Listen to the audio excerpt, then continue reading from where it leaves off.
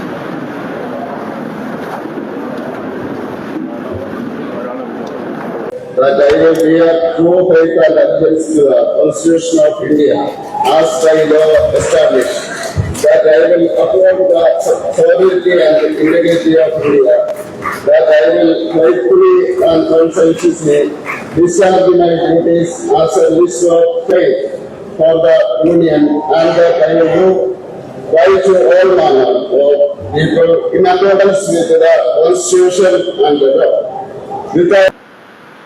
വളരെ സന്തോഷം നിറഞ്ഞ ഒരു സുദിനമാണ് ഇന്നത്തെ ഈ സായാഹ്നം. ജോർജ് കുര്യൻജി കഴിഞ്ഞ 45-ലധികം വർഷമായി ഭാരതീയ ജനതാ പാർട്ടിയുടെ ഒരു ജീവാത്മാവും പരമാത്മാവുമായിട്ടുള്ള ഒരു സാധാരണ പ്രവർത്തകനാണ്. 45 വർഷം മുമ്പ് കാണക്കാരിയിലെ ഒരു കത്തോലിക്കൻ ഭാരതീയ ജനതാ പാർട്ടിയിൽ ചേർന്ന് പ്രവർത്തിക്കുന്നു എന്ന് പറഞ്ഞാൽ പലർക്കും അത്ഭുതം ഉണ്ടാക്കുന്ന ഒരു കാര്യമായിരുന്നു.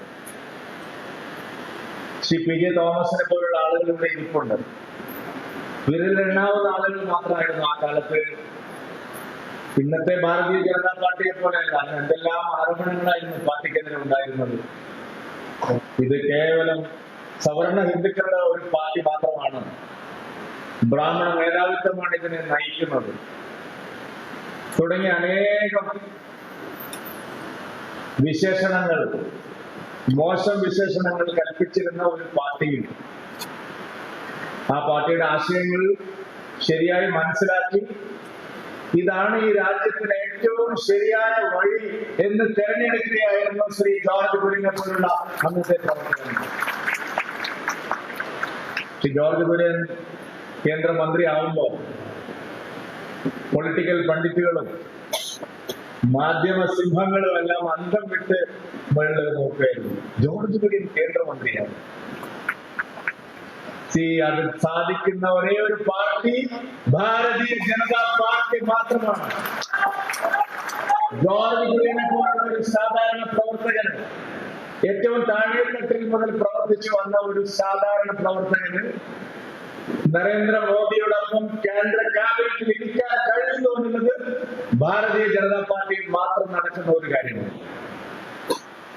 രാജസ്ഥാനിലും മധ്യപ്രദേശിലും കഴിഞ്ഞ നിയമസഭാ തെരഞ്ഞെടുപ്പ് കഴിഞ്ഞപ്പോൾ നമ്മുടെ പൊളിറ്റിക്കൽ പണ്ഡിറ്റ്സ്, നിരീക്ഷകന്മാർ, മാധ്യമ സുഹൃത്തുക്കളെല്ലാം എന്തെല്ലാം പേരുകളാണ് പറഞ്ഞത്.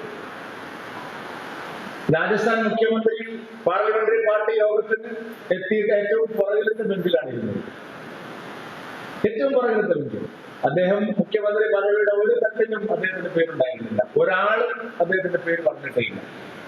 പക്ഷേ ഭാരതീയ ജനതാ പാർട്ടി, ശ്രീമാൻ നരേന്ദ്രമോദിജി, ശ്രീ അമിത്ഷാ, JP നഡ്ഡ അടങ്ങുന്ന നേതൃത്വം ആ ഒരു സാധാരണ പ്രവർത്തകനെയാണ് മുഖ്യമന്ത്രിയായിട്ട് തെരഞ്ഞെടുത്തത്. പ്രധാനമന്ത്രി ശ്രീ നരേന്ദ്രമോദിജി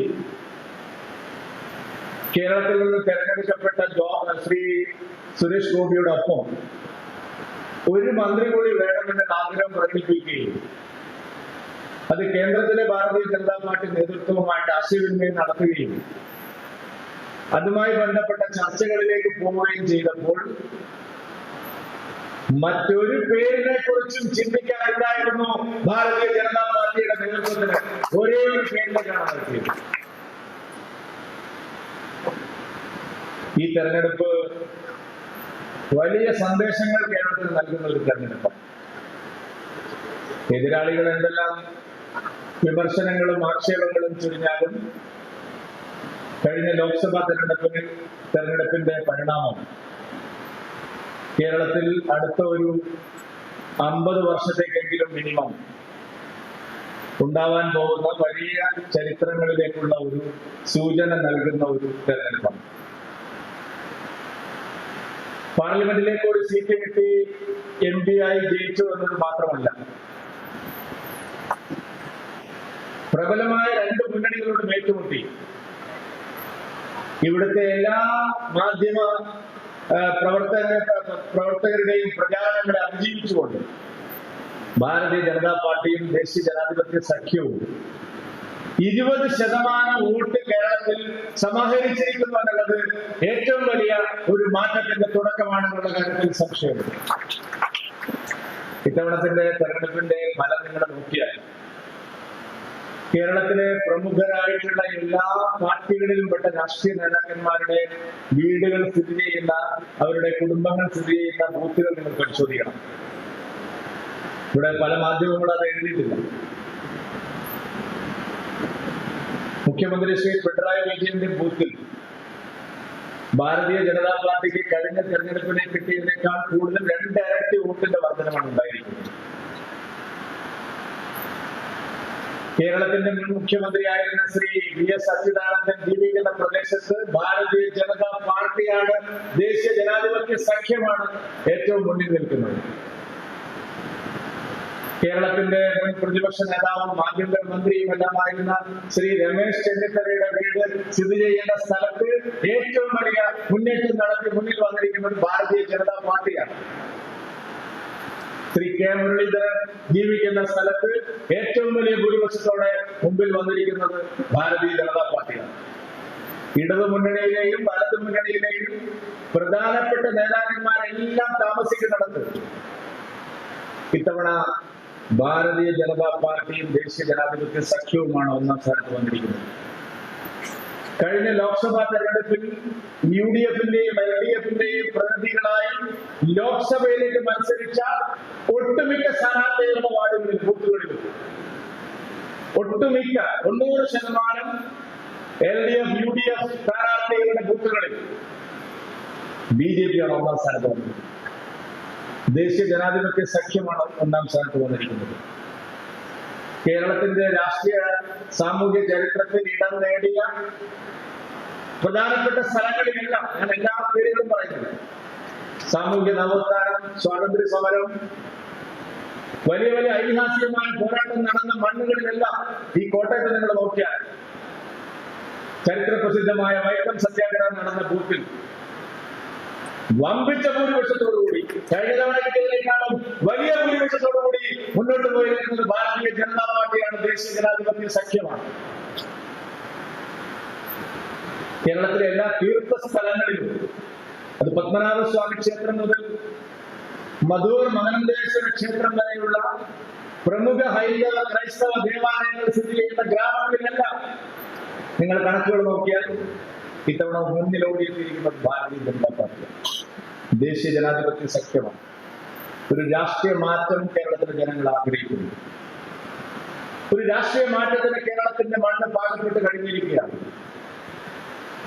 നിങ്ങൾ ആസാമിന്റെ ചരിത്രമെടുത്താൽ, കർണാടകയുടെ ചരിത്രമെടുത്താൽ, തെലങ്കാനയുടെ ചരിത്രമെടുത്താൽ, ഒറീസയുടെ ചരിത്രമെടുത്താൽ, ഹരിയാനയുടെ ചരിത്രമെടുത്താൽ, ഹിമാചൽ പ്രദേശിന്റെ ചരിത്രമെടുത്താൽ, അവിടെയുള്ള എല്ലാ സ്ഥലത്തും ഭാരതീയ ജനതാ പാർട്ടിയുടെ വളർച്ചയുടെ ചരിത്രം നിങ്ങൾ എടുത്താൽ 20% വോട്ടിലേക്ക് ഭാരതീയ ജനതാ പാർട്ടി എത്തിയതിനു ശേഷമാണ് പിന്നീട് നടന്ന തെരഞ്ഞെടുപ്പുകളിലെല്ലാം ഭാരതീയ ജനതാ പാർട്ടിക്ക് അവിടെ അധികാരങ്ങളിൽ എത്താൻ സാധിച്ചിട്ടുള്ളതെന്നാണ് ചരിത്രം.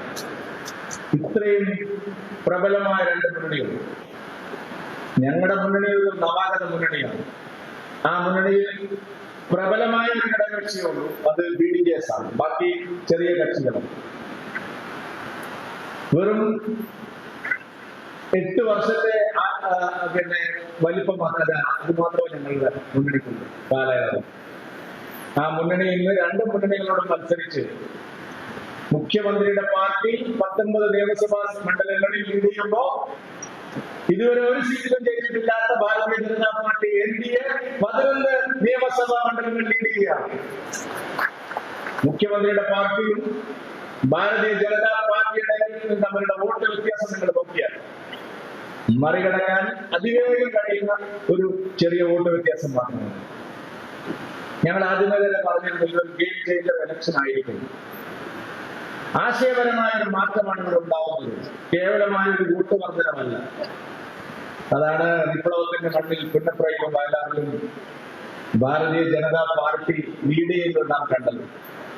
ഹരിപ്പാട് രമേശ് ചെന്നിത്തലയും ശോഭാ സുരേന്ദ്രനും തമ്മിലുള്ള ലീഡ് വ്യത്യാസം കേവലം ആയിരങ്ങൾ മാത്രമാണ്. 1-2 വോട്ടിന്റെ വ്യത്യാസം മാത്രമാണ്. ഇഷ്ടംപോലെ മണ്ഡലങ്ങൾ, ഞാനിതെല്ലാം വിശദീകരിച്ച് ഈ സന്ദർഭത്തിൽ പറയാനുള്ള സമയമല്ല. ഒരു രാഷ്ട്രീയ മാറ്റത്തിന് കേരളം തുടക്കം കുറിച്ചിരിക്കുകയാണ്. അത് വികസനത്തിൽ അധിഷ്ഠിതമായിട്ടുള്ള ഒരു കേരളത്തിന് വേണ്ടിയുള്ളതാണ്. വികസനത്തിന് വേണ്ടിയുള്ളതാണ്. കേരളത്തിൽ ഇപ്പോൾ ഉണ്ടായിരിക്കുന്ന രാഷ്ട്രീയ മാറ്റം കേരളത്തിന്റെ പൊതുവായ വികസനത്തിന് എങ്ങനെ ആക്കം കൂട്ടാം.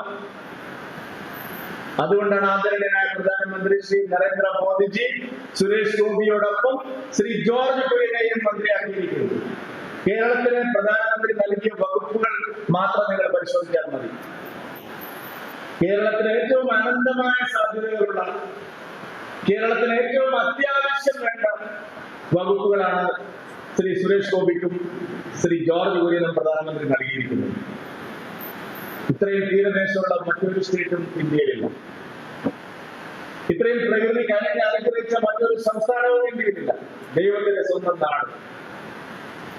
ടൂറിസം നമുക്ക് തന്നിരിക്കുകയാണ്, ഫിഷറീസ് നമുക്ക് തന്നിരിക്കുകയാണ്. അനുബന്ധമായി നൽകിയ എല്ലാ വകുപ്പുകളും കേരളത്തിന് അനന്തമായ സാധ്യതകളുണ്ട്. ഇനി കേരളത്തിലെ ജനങ്ങളാണ് തീരുമാനിക്കേണ്ടത്. കേരളത്തിലെ സാമൂഹിക, സാംസ്കാരിക, ആധ്യാത്മിക സംഘടനകളാണ് തീരുമാനിക്കേണ്ടത്. കേരളത്തിന്റെ വികസനത്തിന് പൊതുസമൂഹമാണ് തീരുമാനിക്കേണ്ടത്. ഈ 2 മന്ത്രിമാരെ ഉപയോഗിച്ച് അവരുടെ സേവനം പ്രയോജനപ്പെടുത്തി കേരളത്തിന് എങ്ങനെ മുന്നോട്ട് പോകാമെന്നുള്ളത്. അന്ധമായ BJP വിരോധവും അസ്പൃശ്യതയും കേരളത്തെ വികസനത്തിന്റെ കാര്യത്തിൽ എവിടെ കൊണ്ടെത്തിച്ചോ എന്നുള്ളത് നമ്മുടെ മുമ്പിലുള്ള ജീവിക്കേണ്ട ചിത്രമാണ്.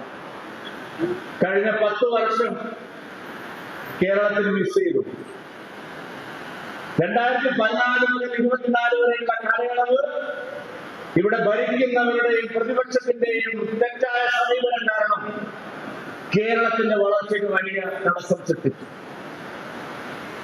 3ാം വട്ടമെങ്കിലും അധികാരത്തിൽ വന്ന മോദി സർക്കാരിനോടൊപ്പം നിന്നുകൊണ്ട് കേരളത്തിന് വികസനത്തിലേക്ക്, പുരോഗതിയിലേക്ക് എത്താൻ സാധിക്കണം. അതിനുള്ള ഒന്നാന്തരം അവസരമാണ് പ്രിയങ്കരനായ ശ്രീ നരേന്ദ്രമോദിജി കേരളത്തിന് നൽകിയിട്ടുണ്ട്. BJPക്ക് ഒരു സീറ്റ് കിട്ടാത്തപ്പോഴും BJP സർക്കാരുകൾ കേന്ദ്രത്തിൽ മന്ത്രിമാരെ തന്നിട്ടുണ്ട്. സർവാദരണീയനായ ശ്രീ O രാജഗോപാലും ശ്രീ അൽഫോൺസ് കണ്ണന്താനവും ശ്രീ V മുരളീധരനും ശ്രീ രാജീവ് ചന്ദ്രശേഖരും എല്ലാം കേരളത്തിൽ BJP ജയിക്കാതെ തന്നെ മന്ത്രിമാരായിട്ടുള്ളവരാണ്.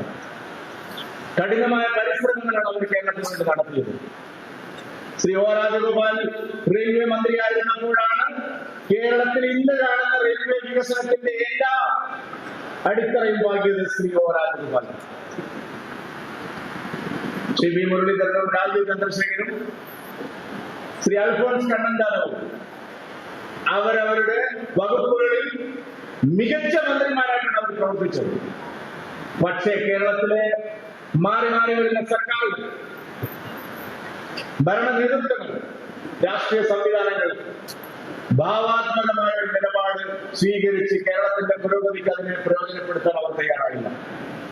ഇനിയെങ്കിലും എനിക്ക് ഒരു ഭാരതീയ ജനതാ പാർട്ടിയുടെ എളിയ സംസ്ഥാന അധ്യക്ഷൻ എന്നുള്ള നിലയിൽ കേരളത്തിലെ സർക്കാരിനോടും ഇവിടുത്തെ എംപിമാരോടും അഭ്യർത്ഥിക്കാനുള്ളത്, ഈ സുവർണാവസരം, ഏറ്റവും നല്ല അവസരം, ശ്രീ ജോർജ് കുര്യനെ പോലെ ശ്രീ സുരേഷ് ഗോപിയെ പോലുള്ള 2 മന്ത്രിമാരെ അവരുടെ സേവനങ്ങളെ പ്രയോജനപ്പെടുത്തി കേരളത്തിന്റെ വികസനത്തിന് അത് മുതൽക്കൂട്ടാക്കി മാറ്റാൻ എല്ലാവരും പരിശ്രമിക്കണമെന്നുള്ളത്. രാഷ്ട്രീയ പാർട്ടികളും ഭരണാധികാരികളും മാത്രമല്ല, സാമൂഹ്യ സാംസ്കാരിക വിദ്യാഭ്യാസ മേഖലകളിൽ സർക്കാരിനേക്കാൾ കൂടുതൽ പരിശ്രമിച്ച് നേട്ടങ്ങൾ ഉണ്ടാക്കിയ ചരിത്രം നമ്മുടെ കേരളത്തിൽ മറ്റു സംഘടനകളുണ്ട്.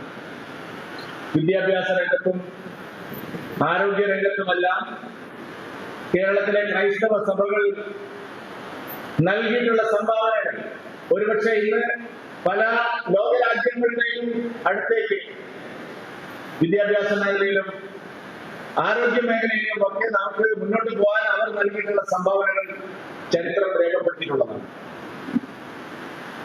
കഴിഞ്ഞ ദിവസം ഭാഗ്യവശാൽ 2 പ്രബലമായിട്ടുള്ള ക്രൈസ്തവ സഭകൾ ശരിയായ ഒരു നിരീക്ഷണം നടത്തുകയുണ്ടായി. മണിപ്പൂരിലേത് ഒരു വർഗീയ കലാപമായിരുന്നില്ല, 2 ഗോത്രങ്ങൾ തമ്മിലുള്ള ഒരു കലാപമായിരുന്നു. അവിടെ 2 മതത്തിൽപ്പെട്ടവരും മരിച്ചിട്ടുണ്ട്. ഞാൻ അതിനെ സർവാത്മന സ്വാഗതം ചെയ്യുന്നു. അങ്ങനെയുള്ള ഒരു നിലപാട് കേരളത്തിലെ പ്രധാനപ്പെട്ട 2 ക്രൈസ്തവ സഭകൾ സ്വീകരിച്ചതിനെതിരെ തുടക്കം മുതലേ ഞങ്ങൾ പറഞ്ഞിരുന്നു, 700-800 വർഷത്തെ ചരിത്രമുണ്ട് ഇത്തരത്തിലുള്ള ഭീകരമായിട്ടുള്ള ഗോത്രവർഗ കലാപങ്ങളുടെ, അതിന്റെ പേരിൽ നടന്ന മരണങ്ങളുടെയൊക്കെ ചരിത്രം ആ വടക്കുകിഴക്കൻ സംസ്ഥാനത്ത്. നീചമായ നിലയിലാണ് കോൺഗ്രസും CPM-ഉം മാധ്യമങ്ങളും മണിപ്പൂർ കലാപത്തെ കേരളത്തിൽ അവതരിപ്പിച്ചത്. ഈ സത്യം 2 മാസം മുമ്പ് അവർ തുറന്നു പറഞ്ഞിരുന്നെങ്കിൽ, പ്രിയപ്പെട്ടവരെ, ഇതിനേക്കാൾ കൂടുതൽ എംപിമാർ കേരളത്തിൽ ഭാരതീയ ജനതാ പാർട്ടിക്ക് ഉണ്ടാവുമായിരുന്നു എന്നുള്ളതാണ് എന്റെ ഒരു നിരീക്ഷണം. എപ്പോഴും അങ്ങനെയാണ്. പ്രസിദ്ധമായ ഒരു ചൊല്ലുണ്ട്, സത്യം ചെരുപ്പിടാൻ തുടങ്ങുമ്പോഴേക്കും നുണ ലോകം ചുറ്റി തിരിച്ചു വന്നിരിക്കുന്നുണ്ട്. അതുകൊണ്ട് ജാതിയുടെയും മതത്തിന്റെയും പേരിലുള്ള രാഷ്ട്രീയം ഭാരതീയ ജനതാ പാർട്ടിയെ ഒറ്റപ്പെടുത്താൻ നടത്തിയ ശ്രമങ്ങൾ, വികസനം എന്താണെന്ന് ഓരോ പൗരനും നേരിട്ട് കാണിച്ചു കൊടുത്ത ശ്രീ നരേന്ദ്രമോദിയോടും അദ്ദേഹത്തിന്റെ സർക്കാരിനോടും പ്രതിപക്ഷങ്ങളും ചില മാധ്യമങ്ങളും സ്വീകരിച്ച നിലപാട് അക്ഷരാർത്ഥത്തിൽ നമ്മുടെ കേരളത്തിന്റെ വികസനത്തെയാണ് ബാധിച്ചിട്ടുള്ളത് എന്നുള്ളതാണ് പച്ചയായ സത്യം. സമയം വൈകിട്ടില്ല. എല്ലാവർക്കും ഒരുമിച്ച് പോകാനുള്ള വഴിയാണ് തുറന്നു കിട്ടിയിരിക്കുന്നത്. കേരളത്തിലെ എല്ലാ മനുഷ്യരും നാടിന്റെ വികസനത്തിന് വേണ്ടി, ഇപ്പൊ ലോക കേരള സഭയൊക്കെ നടന്നുകൊണ്ടിരിക്കുകയാണ്, 4 കഴിഞ്ഞു. നമ്മുടെ ചെറുപ്പക്കാർ ബ്രെയിൻ ഡ്രെയിനുകളെല്ലാം പോവുകയാണ് വിദേശ രാജ്യങ്ങളിൽ. ഉന്നത വിദ്യാഭ്യാസത്തിനും തൊഴിലിലും അന്യ സംസ്ഥാനങ്ങളെയും അന്യ രാജ്യങ്ങളെയും ആശ്രയിക്കേണ്ട ഒരു നാടായി മാറി കേരളം. 100% സാക്ഷരതയൊക്കെ നാം അവകാശപ്പെടുന്നുണ്ടെങ്കിലും ഇന്ന് ലോകത്ത് എവിടെ നിന്നും ഒരു വിദ്യാർത്ഥി പോലും ഒരു ഗവേഷണത്തിനെങ്കിലും നമ്മുടെ സർവകലാശാലകളെ ആശ്രയിക്കുന്നില്ല.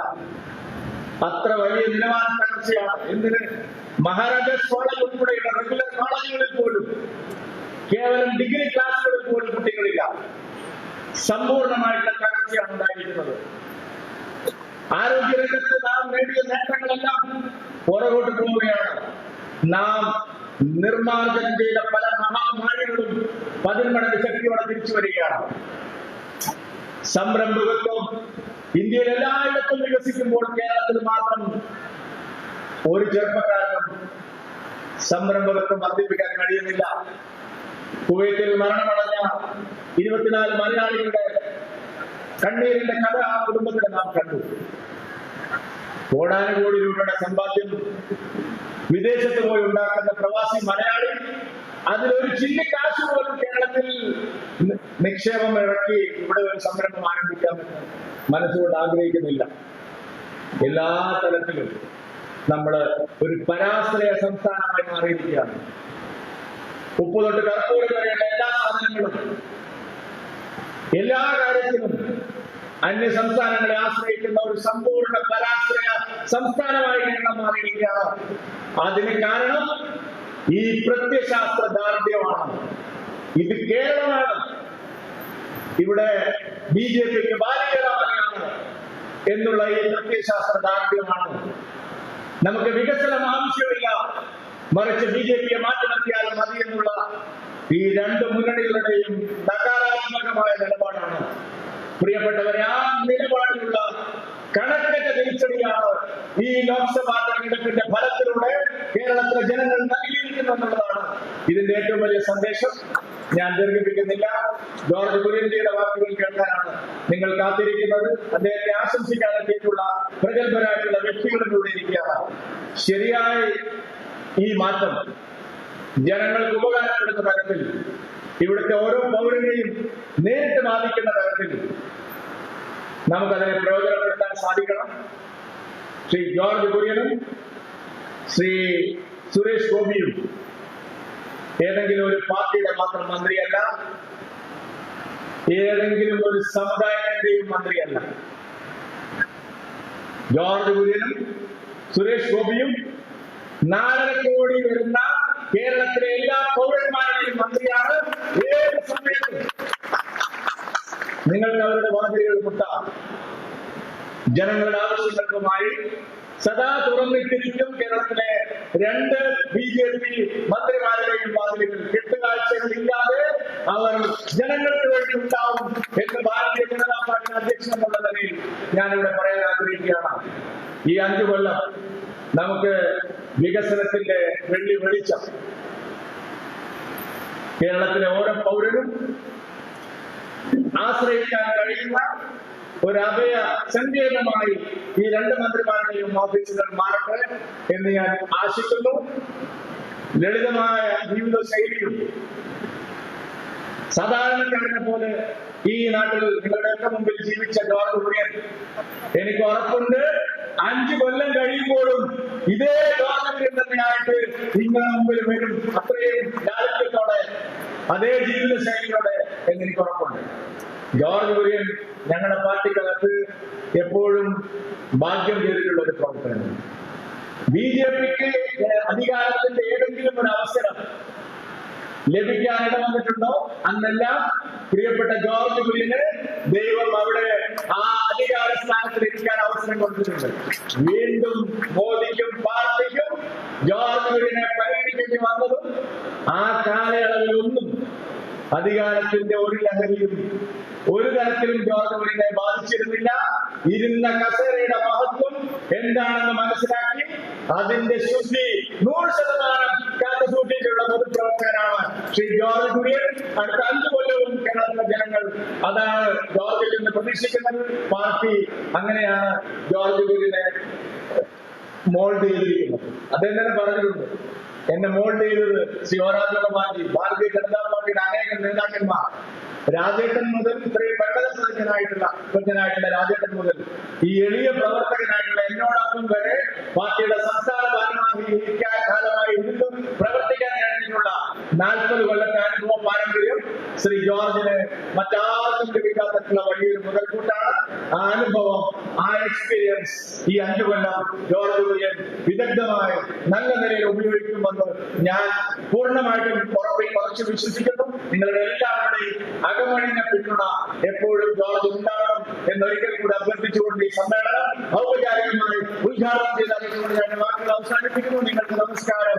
വന്ദേ മാതരം. അദ്ദേഹമാണ് എന്നെ BJPയിലാക്കിയത്. 1980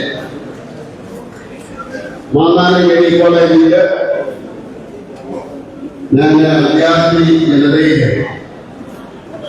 പ്രവർത്തിക്കുന്ന അവസരത്തിൽ കല്ലറയിൽ നിന്നുള്ള ഓമനക്കുട്ട, ഇതുപോലെ ഒത്തിരി പേരുകളുണ്ട്, ഞാനതിവിടെ പറയുന്നില്ല.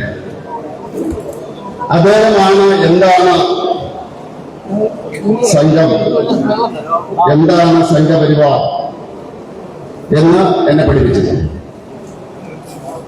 ഒരു 3 വർഷം അതിന് മുകളിൽ തൃക്കയിൽ എന്ന് പറയുന്ന സ്ഥലത്ത് അവിടെ നാരകങ്ങളുടെ അവർക്കറിയാം. ഞാനൊരു 3 മാസം അവിടെ ഉണ്ടായിരുന്നു. അപ്പൊ അവിടെ വെച്ച് എനിക്കുണ്ടായ അനുഭവം, അദ്ദേഹം എന്നോട് ചോദിക്കുമായിരുന്നു, ജോർജ് എപ്പോഴാണ് പള്ളിയിൽ പോകുന്നത്? ഞാൻ പറഞ്ഞു ഞായറാഴ്ച പള്ളിയിൽ പോകാറ്. അപ്പൊ അദ്ദേഹം പറയും എല്ലാ ദിവസവും പോകണം. എന്നെ എല്ലാ ദിവസവും വന്നിട്ട് അതിന്റെ പള്ളിയിൽ കൊണ്ടുപോകാറ്. അങ്ങനെ ഓരോ സ്റ്റെപ്പിലും അദ്ദേഹം ഉണ്ടായി. 1979 സെപ്റ്റംബർ മാസം 12-ാം തീയതി അന്നാണ് ഞാൻ രാധാകൃഷ്ണൻ ചേട്ടനെ ആദ്യമായിട്ട് കാണുന്നത്. NSS കരയോഗ മന്ദിരത്തില് അവിടെ ഒരു യോഗം നടന്ന, വിദ്യാർത്ഥി ജനതയുടെ യോഗം നടന്ന അവസരത്തില് രാധാകൃഷ്ണൻ ചേട്ടനും ജീവിതനാഥും ജയദേവനും ഒക്കെ ഉണ്ടായിരുന്ന ഒരു യോഗത്തിൽ വെച്ചാണ് രാധാകൃഷ്ണൻ ചേട്ടനെ കാണുന്നത്. ഏതാണ്ട് ഈ ഓമനക്കെട്ടിൽ ഉണ്ടായിരുന്നത് 1984 ഇപ്പൊ ഈ ബിജു പറഞ്ഞ നമ്മുടെ സൈക്കിൾ റാലി, അതിന്റെ തൊട്ട് മുമ്പ് അദ്ദേഹത്തിന് എയർഫോഴ്സിൽ ജോലി കിട്ടി കൂട്ടറായി. അദ്ദേഹം പോകുന്ന അവസരത്തിൽ ഈ പറഞ്ഞ പോലെ ഒക്ടോബർ മാസം 1984 ഒക്ടോബർ മാസം 22-ാം തീയതി മുതൽ 24-ാം തീയതി വരെ 24 ദിവസമായിരുന്നു സൈക്കിൾ റാലി. അതിന്റെ ഇടയിൽ പറഞ്ഞ ഒത്തിരി സൈക്കിളുകളൊക്കെ ഒടിഞ്ഞു പോകിച്ചു. അപ്പൊ ആ സമയത്താണ് അദ്ദേഹം നോർത്ത് ഇന്ത്യയിലേക്ക് പോകുന്നത്. അതിനുശേഷം അദ്ദേഹം വന്നിട്ട് അപ്പോഴദ്ദേഹം തിരുവനന്തപുരത്ത് പ്രാക്ടീസ് ചെയ്യുന്നുണ്ട്. അദ്ദേഹത്തിന് രാഷ്ട്രീയം ഒന്നുമില്ലാതെയാണ്. രാധാകൃഷ്ണൻ ചേട്ടന്റെ സന്നദ്ധ സഹചാരിയായിരുന്നു ആ രാഷ്ട്രീയ പ്രവർത്തനത്തിന്.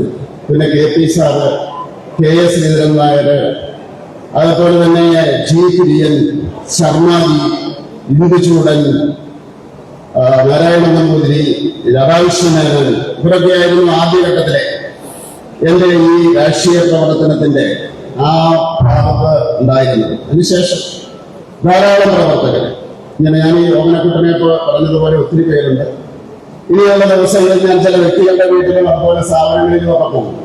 അത് വ്യക്തിപരമായിട്ടുള്ള ഇതുപോലെ എനിക്ക് ഗുണങ്ങൾ ചെയ്തിട്ടുള്ള അതാണ്. അത് ഒരിക്കലും അവരൊന്നും ഒരിക്കലും ആ രീതിയിലല്ല. അതുകൊണ്ടാണ് ഞാൻ പറഞ്ഞത്, അവര് എന്നും സപ്പോർട്ട് ചെയ്തിട്ടേ ഉള്ളൂ. സപ്പോർട്ട് ചെയ്തിട്ട് കടന്നുപോയവരാണ്. അവരെ ഞാൻ സ്മരിക്കുന്നു. ഇനിയുള്ള ഒരു കാര്യം, തീർച്ചയായിട്ടും നരേന്ദ്രമോദിയോട് വളരെയധികം നന്ദിയുണ്ട്. കേരള BJPയുടെ സംസ്ഥാന പ്രസിഡന്റിനോട്, ഓൾ ഇന്ത്യ നേതാക്കന്മാരോട് എല്ലാം തന്നെ വളരെയധികം നന്ദിയുണ്ട്. ഒരു സാധാരണ പ്രവർത്തകൻ എന്ന രീതിയിലാണ് എന്നോട് പാർട്ടി പറഞ്ഞത്. ആദ്യമായിട്ടാണ് ഞാൻ പാർട്ടി കേൾക്കുന്നത്. ഓർഗാനിക് വർക്കർ ആയതുകൊണ്ടാണ് നിങ്ങളെ എടുക്കുന്നത്, അതൊരു മെസ്സേജ് കൊടുക്കാൻ ആഗ്രഹിക്കുന്നു എന്നാണ് പറഞ്ഞത്. ഇന്ന് സത്യപ്രതിജ്ഞയുടെ രാത്രിയിൽ അതിനുശേഷം നദ്ദാജിയുടെ വീട്ടില് ഒരു പാർട്ടിയുണ്ടായി. ആ പാർട്ടിയിലെ സംഘടനാപരമായിട്ട് 3-ാം സ്ഥാനത്തുള്ളയാണ്. അവിടെ നിന്ന അവസരത്തിൽ ഞാൻ യുവമോർച്ചയിലുണ്ടായിരുന്നു, ഡൽഹിയിലുണ്ടായിരുന്നു. ഡൽഹിയിലെ കുറച്ച് നേതാക്കന്മാർ എന്നെ അടുത്ത് വന്നു. അപ്പൊ അദ്ദേഹം ഈ 3-ാമത്തെ നേതാവ് തമാശ രൂപത്തിൽ പറഞ്ഞു, ഒരാൾ എല്ലാ പരിപാടിക്കും ഇവിടെ അറേഞ്ച്മെന്റിന് വേണ്ടി വരും, കേരളത്തിലുള്ളവർക്ക് വേണ്ടി. ഇപ്രാവശ്യം വന്നു. പക്ഷെ കുറച്ചു കഴിഞ്ഞപ്പോഴേ അയാളുടെ സത്യപ്രതിജ്ഞയ്ക്ക് വേണ്ടി ഞങ്ങൾ അറേഞ്ച് ചെയ്യേണ്ടി വന്നു എന്നാണ് ആ നേതാവ് പറഞ്ഞത്. അപ്പൊ ഏകദേശ രൂപം അതാണ്. തീർച്ചയായിട്ടും ഈ നൽകുന്ന ഉത്തരവാദിത്വം അത് കേരളത്തിന്റെ വികസനത്തിന് വേണ്ടി മാത്രമല്ല, കോട്ടയം ജില്ലയുടെ പ്രത്യേകത, കോട്ടയം ജില്ലയ്ക്ക് തീർച്ചയായിട്ടും നമ്മുടെ പശ്ചിമഘട്ടം വരെയുള്ള പ്രദേശങ്ങൾ, അതിന്റെ വികസനം, അതുപോലെ വൈക്കം പോലെയുള്ള കായൽ തീരങ്ങൾ, അതുപോലെ അപ്പർ കുട്ടനാടിന്റെ പ്രദേശങ്ങൾ, കുട്ടനാടിന്റെ പ്രദേശങ്ങൾ, ഇതെല്ലാം തന്നെ എന്റെ വകുപ്പിന്റെ ഏതാണ്ട് പരിധിയിൽ വരുന്നു. വികസനത്തിന് വേണ്ടി ഉപയോഗിക്കേണ്ടതാണ്. ചില വകുപ്പുകളൊക്കെ തന്നെ അതിൻ്റെ അകത്തുണ്ട്. അതുപോലെ തന്നെ ന്യൂനപക്ഷ ക്ഷേമ വകുപ്പ്, അതിലുമെല്ലാം തന്നെ തീർച്ചയായും ഒരു സമഗ്രമായിട്ടുള്ള ഇടപെടലിന് വേണ്ടി ഞാൻ ശ്രമിക്കും. ആദ്യമായിട്ട് വേണ്ടത് അതിനെപ്പറ്റിയുള്ള പഠനമാണ്. ആ പഠനം തീർച്ചയായിട്ടും നടത്തും. ആദ്യം പ്രഖ്യാപനങ്ങളൊന്നുമില്ല. പഠിച്ചതിന് ശേഷം ചില പത്രങ്ങൾ ഞാൻ കണ്ടു, അവരെനിക്ക് ഇതിനെ വാട്സപ്പ് ചെയ്തു തന്നു. കേന്ദ്രമന്ത്രി ജോർജ് കുര്യൻ ശ്രദ്ധിക്കേണ്ട വികസന കാര്യങ്ങൾ എന്ന് പറഞ്ഞുകൊണ്ട് പ്രധാനപ്പെട്ട പത്രങ്ങൾ അവർ ന്യൂസ് കൊടുത്തിട്ട് അത് നൽകിയിട്ടുണ്ട്. പക്ഷേ ഈ സ്റ്റേക്ക് ഹോൾഡേഴ്സ് എന്ന് പറയുന്നത്, വികസനത്തിന്റെ സ്റ്റേക്ക് ഹോൾഡേഴ്സ് എന്ന് പറയുന്നത് ഞാൻ മനസ്സിലാക്കുന്നത് ജനങ്ങളാണ്, ജനപ്രതിനിധികൾ, അധികാരികൾ, ഇവരാണ് സ്റ്റേക്ക് ഹോൾഡേഴ്സ്. അവരുമായിട്ട് ചർച്ചയ്ക്ക് തയ്യാറാണ്, ആരുമായിട്ടും ചർച്ചയ്ക്ക് തയ്യാറാണ്.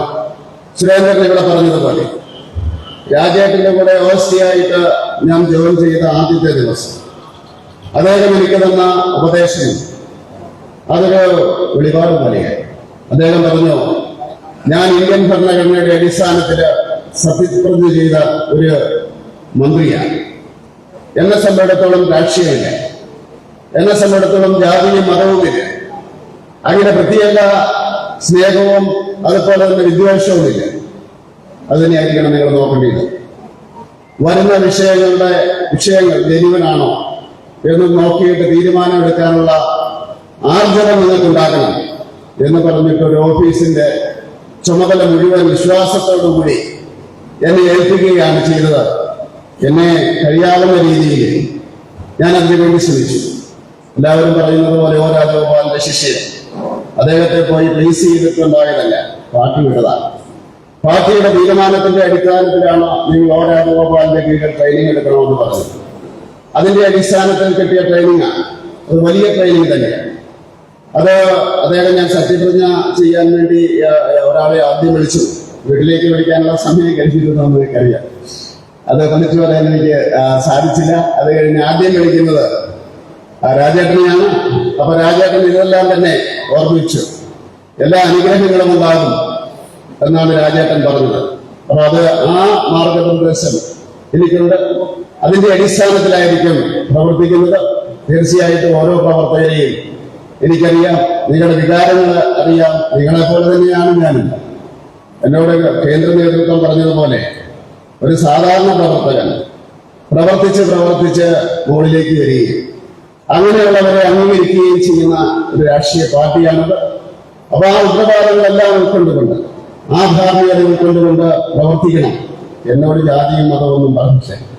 എന്നോട് പറഞ്ഞത് ഇതാണ് പറഞ്ഞത്, ഇത്ര മാത്രമേ പറഞ്ഞുള്ളൂ. പിന്നെ കിട്ടുന്ന വകുപ്പ് നല്ലതുപോലെ പ്രവർത്തിക്കണം എന്നാണ് എന്റെ നേതൃത്വം പറഞ്ഞത്. തീർച്ചയായിട്ടും അത് ഉൾക്കൊണ്ടുകൊണ്ട്, നിങ്ങളുടെ എല്ലാം മനസ്സിൽ കൊണ്ടുകൊണ്ട് ഞാൻ പ്രവർത്തിക്കുന്നതായിരിക്കും. എല്ലാവിധ സഹകരണങ്ങൾക്കും അനുഗ്രഹങ്ങൾക്കും ഇവിടെ ഇരിക്കുന്നവരെല്ലാം തന്നെ ഗുരുതുല്യരായിട്ടുള്ളവരാണ്. രാധാകൃഷ്ണൻ ചേട്ടനെ പോലെയുള്ളവര്, BNS പോലെയുള്ളവര്, പണിക്കൽ സാറിനെ പോലെയുള്ളവര്, ഇവിടെ ഇല്ലാത്ത KP sir, KS sir, ARJ Sharma ഇടയ്ക്ക് വന്നുപോയ ഒരു തൃശ്ശൂർക്കാരനാണ്. അതൊരു അനുഭവമായിരുന്നു നൽകിയത്. ഒത്തിരി അനുഭവങ്ങൾ, ഒത്തിരി സ്നേഹം അതൊക്കെ തന്നിരുന്നു. ഇങ്ങനെ ഒത്തിരി ആൾക്കാർ ജീവിതത്തിലേക്ക് വരികയും കടന്നു പോവുകയും നിസ്സാർത്ഥമായിട്ട് പോവുകയും പിന്നെ എന്തെങ്കിലുമൊക്കെ വിളിക്കുകയും അഭിനന്ദിക്കുകയും ഒക്കെ ചെയ്യുന്ന ആ ഒരു മനോഭാവം ഒരുപക്ഷെ വിജയത്തിൽ മാത്രമേ കാണുള്ളൂ. ആ മനോഭാവത്തിന് നന്ദി പറഞ്ഞുകൊണ്ട്, നിങ്ങളുടെ എല്ലാം സഹകരണം അഭ്യർത്ഥിച്ചുകൊണ്ട്, നിങ്ങളുടെ എല്ലാം പ്രാർത്ഥന അത് അങ്ങനെ അഭ്യർത്ഥിച്ചുകൊണ്ട് എന്റെ വാക്കുകൾ നിർത്തുന്നു. നന്ദി, നമസ്കാരം. കൂടെ ഉണ്ടാകുമെന്ന് അഭ്യർത്ഥിക്കുന്നു.